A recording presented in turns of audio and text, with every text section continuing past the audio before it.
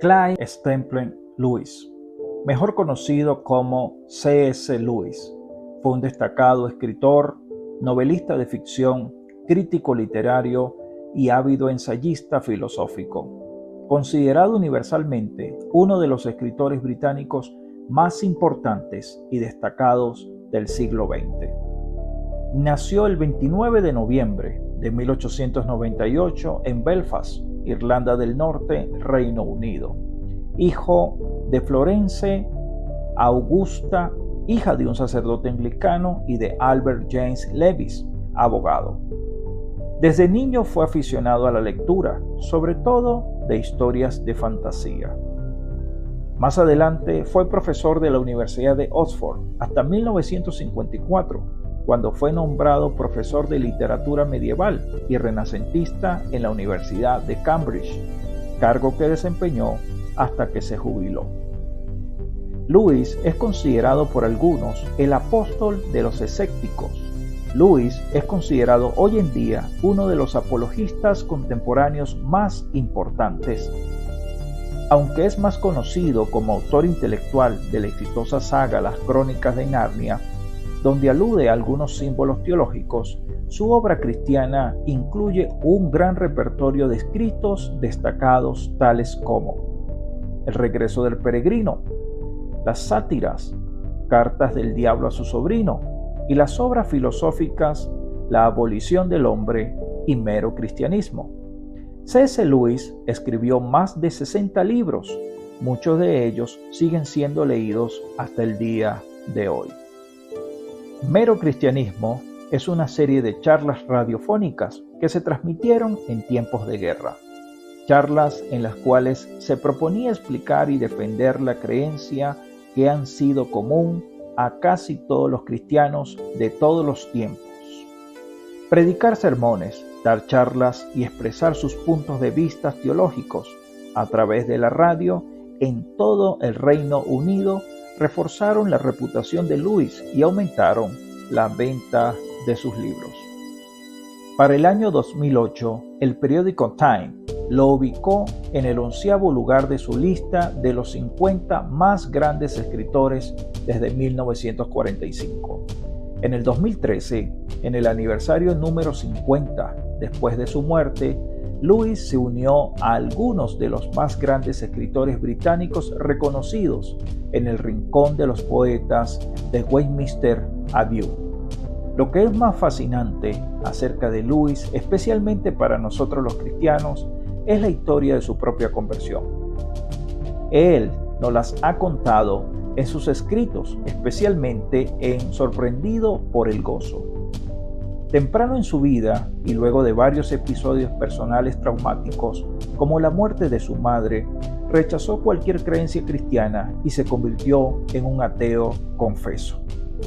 Cuando a la edad de 18 años se le preguntó cuáles eran sus creencias religiosas, él dijo que la adoración de Cristo y la fe cristiana eran una mitología entre muchas.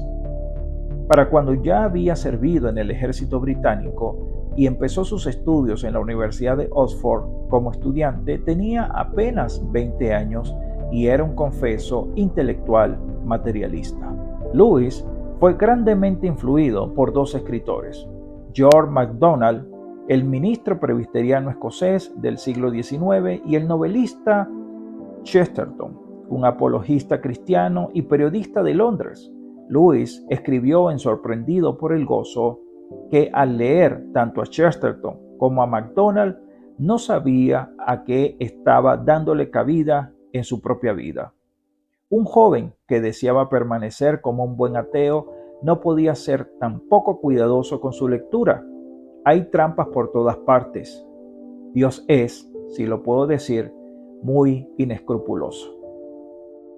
En 1929, C.S. Lewis se encontró a sí mismo desafiado por la existencia de Dios. Este importante paso fundamental en su jornada de conversión fue alcanzado más bien de repente. Como él cuenta la historia, en una ocasión durante este tiempo sucedió que abordó un autobús. Cuando subió al autobús era un ateo. Cuando llegó a su parada, se bajó del autobús creyendo en la existencia de Dios. No que Luis estuviera buscando a Dios, él dijo que realmente no quería encontrarlo. La revelación acerca de la existencia de Dios era una cosa que le causaba algo de miedo. En su libro, En Sorprendido por el Gozo, Luis escribió: usted debe de imaginarme, solo en ese cuarto en Magdalén, noche tras noche, sintiendo el consistente, implacable acercamiento de Él, a quien yo tan seriamente deseaba no conocer. Aquello que tan grandemente yo temía había finalmente llegado sobre mí. Finalmente cedí y admití que Dios era Dios y me arrodillé y oré. Cuando Dios atrajo el corazón de Luis hacia sí mismo, él vino a estar consciente de la presencia de su propia pecaminosidad.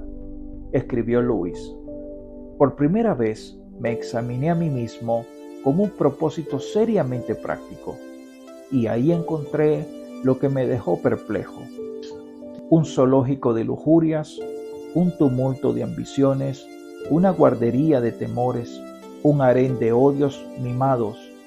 Mi nombre es Legión. Aunque Luis estaba temeroso por lo que vio en sí mismo, el Espíritu Santo abriría el corazón y la mente de Luis al perdón y el amor de Cristo. El 22 de noviembre de 1963, exactamente una semana antes de su cumpleaños número 65, Luis colapsó en su habitación a las 5:30 p.m. y murió unos pocos minutos después. La cobertura mediática de su muerte fue casi completamente opacada por la noticia de la muerte del presidente John F. Kennedy, quien fue asesinado menos de una hora antes de la muerte de Luis, siendo sepultado en el cementerio de la iglesia de Holy Trinity en Haddington, en Oxford.